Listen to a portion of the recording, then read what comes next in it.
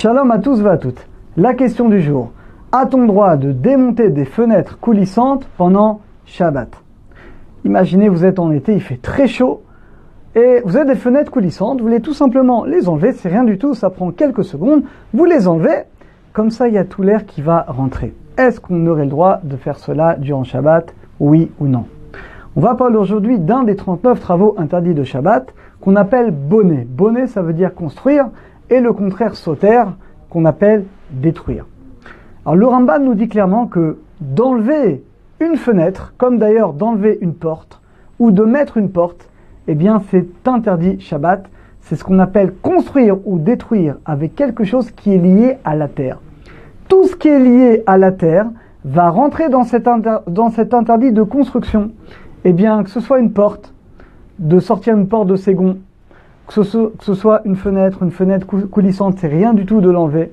Si je l'enlève ou si je la remets, eh bien si je la remets, je transgresse l'interdit de construire, et si je l'enlève, je transgresse l'interdit de détruire.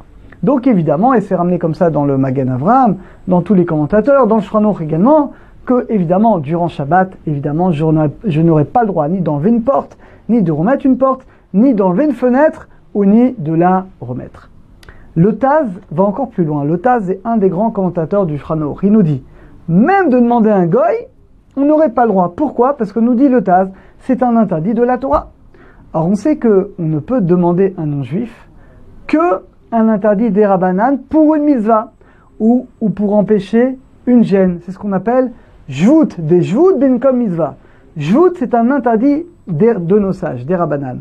Donc je peux demander à un non-juif, c'était déjà un interdit de nos sages, de faire un interdit de nos sages pour une mitzvah. Par exemple, j'ai pas d'eau, je vais demander à un non-juif de porter dans le cours, de m'amener de l'eau pour pouvoir faire Netilat Yadayim, ou de porter des chalotes, des choses comme ça, comme c'est pour une mitzvah, et que c'est un interdit qui n'est que de nos sages, dans ce cas-là, j'ai le droit. Mais là, nous dit le Taz, c'est un interdit de la Torah.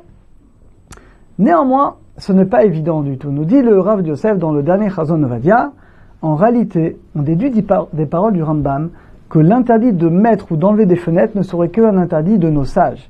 Et la conséquence, vous allez voir, elle est très importante. Pourquoi? Le Rambam, il dit clairement que, quelle est la raison de l'interdit de mettre une fenêtre?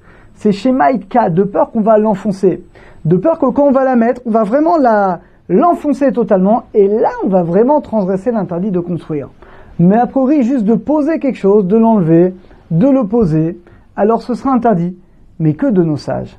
Alors vous allez me dire, mais de toute façon, ça change rien. C'est interdit, c'est interdit. Qu'est-ce que ça change, que ce soit de nos sages ou de la Torah? Eh bien, la conséquence, ça va être très importante. Si c'est un interdit de la Torah, eh bien, on n'aura jamais le droit, même pas par un non-juif. Alors que si c'est un interdit de nos sages, eh bien, on pourra, soit en cas de difficulté, en cas de force majeure, en cas de tsar, en cas de souffrance, par exemple, eh bien, vous êtes en été, vous êtes Shabbat après-midi et vous êtes très très chaud. Et c'est vraiment un tsar, c'est vraiment une souffrance, c'est vraiment très désagréable. Alors là, dans ce cas-là, si on dit que c'est des Rabbanan, on aura le droit de demander à un non-juif, s'il te plaît, on a très très chaud, est-ce que tu peux, s'il te plaît, juste regarder, il y a une fenêtre coulissante, tu peux juste arranger pour l'enlever, et le gars, il va venir, il va l'enlever, ça prend quelques secondes, et là, tu as beaucoup d'air. Eh bien, nous dit le Rav Yosef, la conclusion, on déduit des paroles du Rambam, que l'interdit de monter ou de démonter des fenêtres coulissantes n'est un interdit que de nos sages. Et donc, alors nous qu'on n'a pas le droit, c'est évident, mais s'il fait vraiment très chaud et que c'est vraiment très désagréable, eh ben je peux demander à un non-juif dans ce cas-là, je peux lui demander, eh ben il va venir, il va enlever, je sais pas s'il faut enlever une porte, s'il faut enlever une fenêtre. Dans ce cas-là, étant donné qu'il y a un tsar, il y a une gêne, une souffrance durant Shabbat, dans ce cas-là, j'ai le droit. C'est un petit peu comme le ventilateur. On a expliqué dans un autre cours qu'on avait déjà fait que c'est pareil. En cas vraiment de grande chaleur et ça gâche mon Shabbat, pareil, je peux dire aux non-juifs, écoute, vraiment, il fait très très chaud, c'est insupportable. Nous, tu sais, on est juifs, on n'a pas le droit d'allumer le ventilateur. Il a compris, il va venir, il voit le ventilateur, il va te l'allumer, etc., il va le régler vers toi. Là également, on a le droit. Pourquoi? Parce que pareil, d'allumer un ventilateur, c'est un interdit de nos sages. De demander à un non-juif, c'est un interdit de nos sages. Donc ça s'appelle jvout des jvout benkom mitzvah. Je peux demander à un non-juif de faire un interdit de nos sages pour nous. Dans ce cas-là, on a le droit. Donc conclusion, si vraiment il fait très chaud et on n'est pas bien, soit on peut demander au non-juif d'allumer un ventilateur.